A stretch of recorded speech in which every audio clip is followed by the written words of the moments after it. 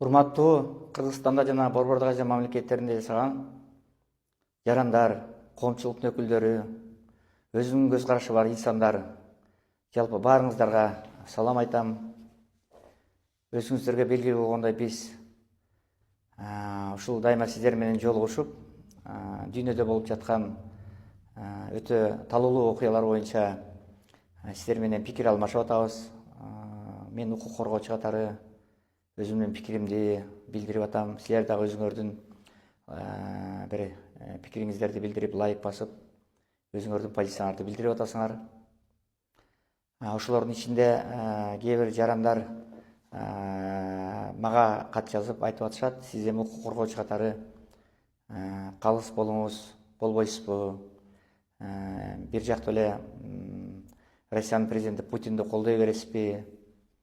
Эмне үчүн калыс болбойсуз деген да бир пикирлери бар да, кээ бир адамдардын. Мына ушуга байланыштуу айтып коеюн, мен Россиянын президенти Владимир Владимирович Путинди бардык жагынан колдойм дегенден алысмын.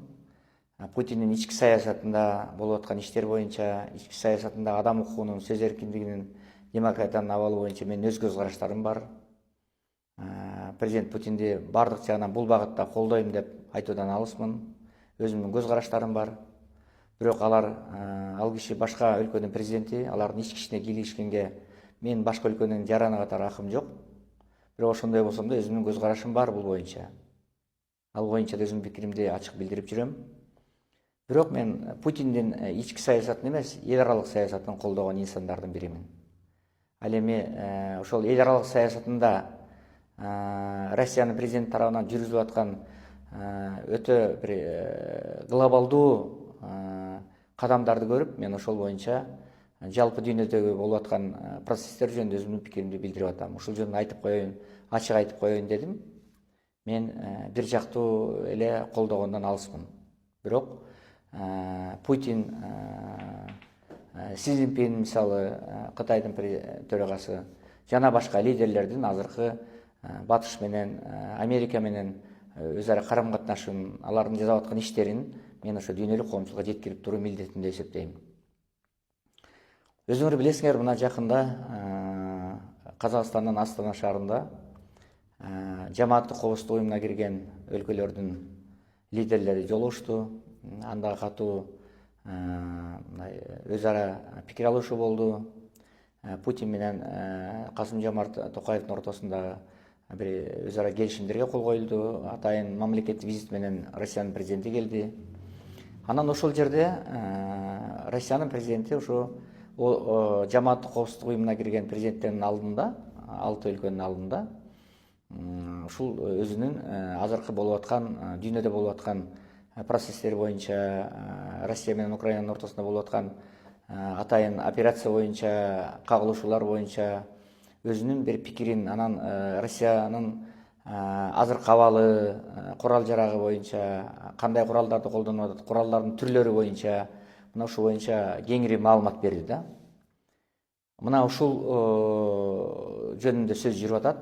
Ушул жөнүндө мен бир айтып берейин деген оюм бар. Өзүңөр билесиңер, буга чейин ошол Англиянын жана Франциянын президенттери жолугушуп, алыскы аралыкка чейин ата турган курал жаракты колдонуу боюнча Украинанын Украинанын куралдуу күчтөрүнө уруксат берген болчу, Россия карата колдонуу боюнча. Андан кийин Америка дагы ошол демилгени колдогон буга чейин. Бул 14-үндө болгон окуя. Анан 19-ында болсо ошол америкалык ракетаны Украинанын куралдуу күчтөрү биринчи жолу колдонду. Брянск территориясына, Брянск областына колдонуп, анан ошол эле замат ошол Шторм Шедоудун Британиянын ракетасын ошол Курск областына карата колдонду.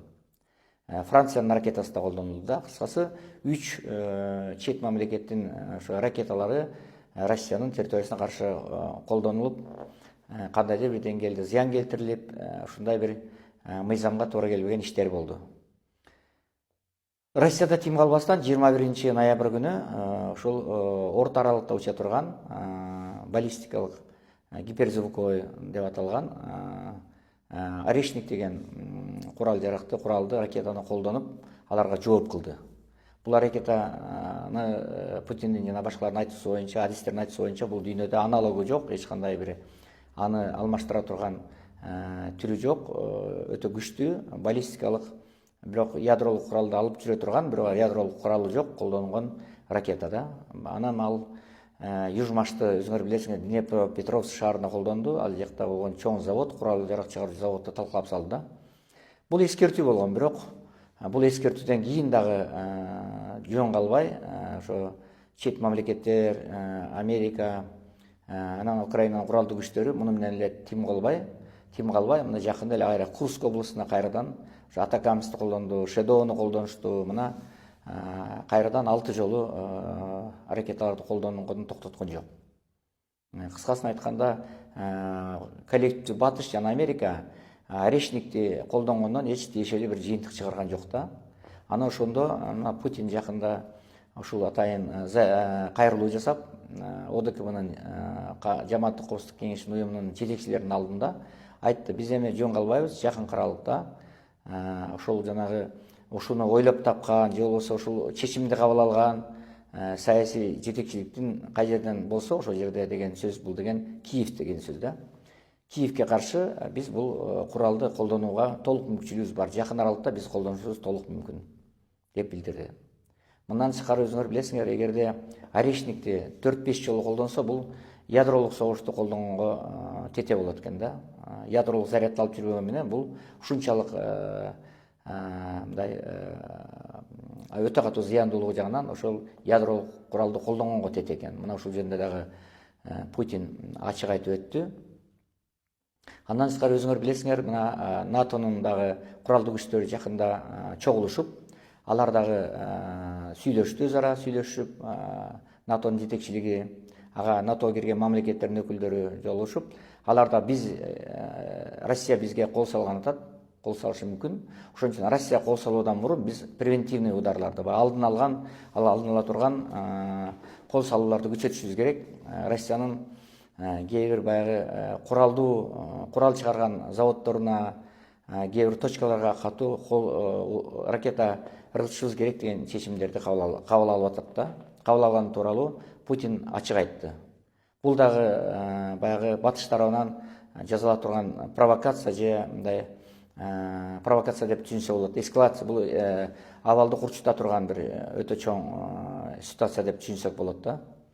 Мына ушуну дагы ушу боюнча дагы Россиянын мурдагы президенти, азыр Коопсуздук кеңешинин төрагасынын орун басары Дмитрий Медведев да бул боюнча эскертти. Эгерде силер ракетаны колдонуп Россиянын территориясына дагы ошо алыска аралык уча турган ракеталарды дагы дембеден колдоно турган болсоңор, анда биз ядролук куралды дагы колдонушубуз мүмкүн экендиги жөнүндө эскертип койду да.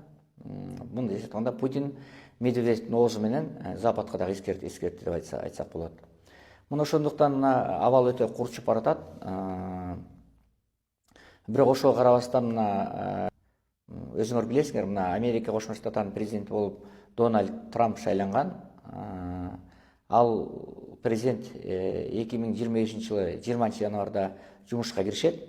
Ага чейин президент болуп азыркы иштеп аткан президент Джо Байден чечим кабыл алып атат. Ошо азыркы абалды курчуткандардын башында ошо Демократиялык партиянын жетекчилиги ошо Джо Байден туруп атат да. Ошон үчүн Путин азыр токтоолук кылып, сабырдуулук кылып, провокацияларга, эскалацияларга жол бербей, азыр ушул дүйнөдөгү тынчтыкты сактап тургандын эң башында бул Россиянын президенти Владимир Путин туруп атат. Муну биз ачык айтышыбыз керек. Ал кишинин баягы сабырдуулугу, токтоолугу, салкын бардык чечимдерди жете өлчөп биргечип кабыл алгандыгы, мына ушулардын бардыгы аябай чоң таасир берип атат. Ошон үчүн жалпы дүйнө эли муну карап турат. Эгерде азыр мына бул боюнча дагы Трамптын дагы өзүнүн командасы четинен уже түзүлө баштады.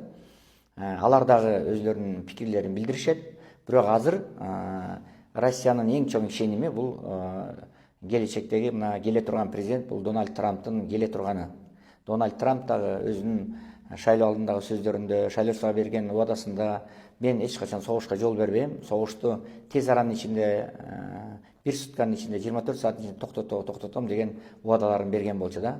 Мына биз Путин дагы ушул Астанада өткөн саммитте, коопсуздук жамааттык кызматташтык уюмунда өткөн саммитте ошол Трамп жөнүндө да өзүнүн жакшы пикирин билдирди. Анын патриот экендигин, Трамп карата канчалаган куугунтуктоо болгондугун, жаманаттуу болгондугун, каралоо болгондугун, канчалаган кыйынчылыктарды көргөндүгүн, Трамптын ошолордун баарын жеңип президент болуп шайланып келгендигин айтып, ага баа берди да. Бул дагы өтө бир саясий комплимент деп коюп айтсак болот. Бул өтө бири-бирин баалоо, улуу, күчтүү лидерлер, күчтүү адамдар гана, күчтүү жетекчилер гана бири-бирине жакшы баа берет да. Мына ушул дагы бир чоң көрүнүш деп айтсак болот да. Ошон үчүн мен ойлойм, азыр дүйнө титиреп турган убагы, мына 3-чү дүйнөлүк согуш чыгып кетет дегенден алыспыз, бирок кандайдыр бир деңгээлде ошол азыркы алыс каралыкта турган ракеталарга уруксат бергенден баштап, батыш уруксат бергенден баштап, Америка баштап, мына Путин айткандай ушу регионалдык проблемалар глобалдык проблемага айланып калгандыгы чындык да.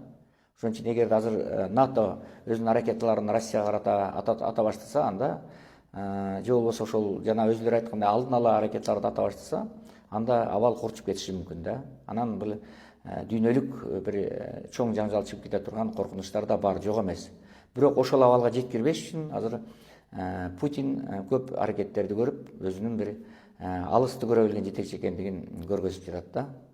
Ошон үчүн Кыргызстан эле эмес, Борбордук Азия эле эмес, дүйнөнүн баардык жарандары, активисттери, өзүңүздөр сыяктуу коомчулуктун өкүлдөрү ушул дүйнөдө болуп аткан процесстер жөнүндө өзүңүздөрдүн бир пикириңиздерди билдирип, оюңуздарды билдирип, кайрылууларды кылып, коомчулукка жеткирип, эл арасында бир түшүндүрүүлөрдү жасап, өзүңөрдүн позицияларды билдирип, анткени турсаңыздар, бул өтө чоң жакшы нерсе болот. Анткени дүйнөдөгү баардык гумандуу, прогрессивдүү, баардык болуп аткан нерсеге кайдыгер карабаган инсандар бирип, баарыбыз согушка каршы турушубуз керек. Эгерде биз активдүү болуп, өзүбүздүн позициясы бир болуп, бир муштум болуп, бүткүл дүйнөдөгү лидерлерге, Байденге, мисалы ошол эле Трампка, Россиянын президенти Путинге, Кытай Республикасынын төрагасы Си Цзиньпинге, мына ушундай баягы эң дүйнөнүн тамырын кармап турган лидерлерге кайрылып, өзүбүздүн позициябызды ачык билдирип турсак, бул өтө дүйнөдөгү согушту болтурбоо үчүн чоң кадам болуп эсептелет. Бул кичинекей көрүнгөн менен, майда көрүнбөгөн менен, ар бир дүйнөдөгү жашаган адамдардын пикири эртеби кеч сөзсүз түрдө жетекчилерге жетет. Анан жетекчилер кандайдыр бир чечимди кабыл алууда ошо элдердин пикирин, коомдук пикирди, алардын үндөрүн, алардын кайрылууларын, алардын суранычтарын эске албай койбойт деп эсептейм. Көңүл бурганыңыздар үчүн чоң рахмат, жакшы туруңуздар.